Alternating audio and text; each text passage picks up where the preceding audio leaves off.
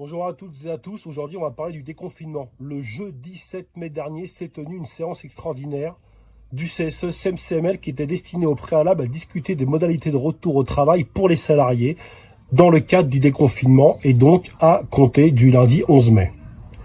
On a assisté en réalité à une véritable mascarade, une coquille vide. Les seules informations qui ont été délivrées étaient destinées à expliquer comment nous allons nous occuper de nos voyageurs, mais rien, strictement rien, sur nos conditions de travail et de sécurité, parce que l'entreprise s'en contrefout, que ce n'est pas sa priorité. Les syndicats ont posé des dizaines de questions et en retour ont eu environ 0 réponse à part quelques balbutiements hasardeux. Ils ont tellement irrité leur auditoire que l'intégralité des syndicats ont quitté la séance. Depuis des semaines, on nous rabâche dans les médias que le port du masque et l'attestation de circulation sera rendu obligatoire pour nos voyageurs. Le département CML, donc le même établissement que le nôtre, a édité un document de travail qui explique que les collègues du S2C seront mis à contribution dans le cadre de la traque des voyageurs qui n'auront pas de masque, ce qui est en soi une honte totale, puisque ce sont des missions régaliennes qui ne devraient être dévolues uniquement qu'aux forces de l'ordre et qui vont mettre en insécurité nos collègues du S2C dans un climat particulièrement anxiogène. Mais aujourd'hui, on a eu 0 réponse, sous prétexte que le décret n'est pas tombé. La terre entière est au courant, ils ont édité un document de travail, mais aujourd'hui, eux ne savaient rien, ils ne pouvaient rien nous dire parce que le décret n'est pas tombé.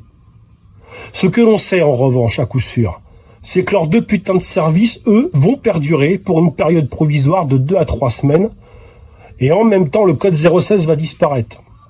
Ils ont donc décidé d'autorité qu'à partir du lundi 11 mai, les collègues qui vont travailler 5 jours travailleront 41h15 et que les collègues qui vont travailler 6 jours travailleront 49h30. Au siècle dernier en France, on ne travaillait pas 50 heures par semaine, mais aujourd'hui à la RATP, si. Kim Jong-il en a rêvé, la RATP l'a fait.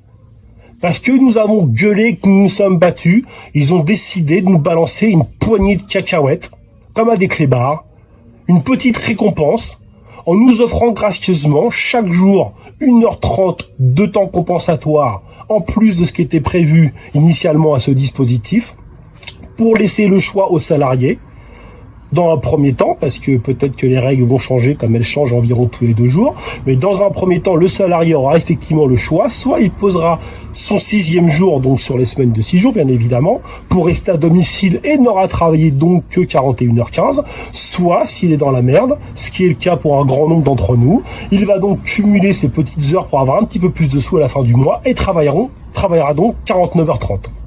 Et ce, en reprenant toutes les missions qui nous sont dévolues. La maîtrise du territoire. Donc, la semaine dernière, le département l'a avoué lui-même. Nos territoires, nous l'avons perdu et nous allons donc repartir sur de la reconquête du territoire. Ceux qui ont connu les années 90 se souviendront à quel point c'était rock'n'roll. Mais avec une donnée supplémentaire, c'est que les voyous qui vont déferler sur notre réseau à partir de lundi prochain, grâce à ce qui se passe en ce moment, pourront le faire avec le visage couvert et ce, en toute quiétude, puisque le masque sera rendu obligatoire. Ils vont donc avoir encore plus la confiance. À côté de ça, on va reprendre toutes nos missions commerciales, l'accueil des voyageurs, le service après-vente, le monitorat à dupes, la vente CB, pendant les heures de pointe de la proactivité dans les salles d'échange et de distribution, pendant les heures creuses dans les rames de métro et de RER, et tout le long de la journée, s'occuper du flux voyageur, du stop and go comme ils disent. Je n'ai pas fait d'études, mais je crois comprendre que stop and go, c'est qu'on bloque les voyageurs, qu'on les laisse repartir, qu'on les rebloque, qu'on les laisse repartir, et ainsi de suite pour pouvoir fluidifier le transport.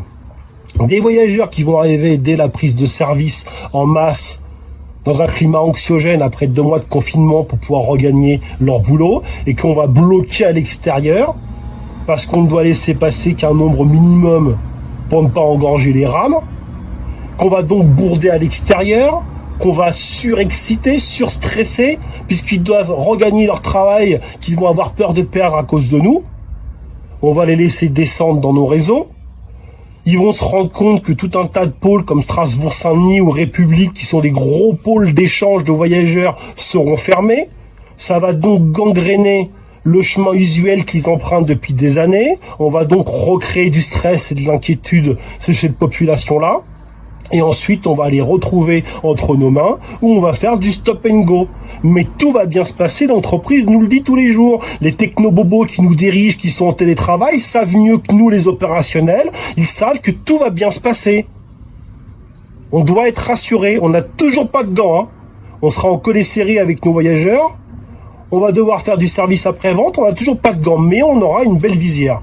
Pas la visière high-tech des copains du GPSR ou de la maintenance. Nous, c'est la visière low cost. Le petit bout de plastique avec le petit bout de mouche pour protéger le fond et pour récupérer la sueur en passage. L'entreprise n'a rien prévu concernant nos conditions de travail et de sécurité. Elle s'est uniquement focalisée que sur les conditions d'accueil de nos voyageurs. L'entreprise a complètement oublié qu'elle a un devoir de protection à notre égard. Moi, personnellement, ça me donne pas envie de reprendre le chemin du travail. Ça me donne envie de rester à la maison parce que je me rends compte que l'entreprise n'est toujours pas en mesure de me protéger. Alors, on vous le rappelle, si l'entreprise ne vous protège pas, protégez-vous vous-même. Je souhaite un bon courage à tous les collègues qui sont sur le terrain et un bon courage à tous ceux qui sont encore en cours de reconstruction après avoir été touchés par le Covid-19. Bonne journée.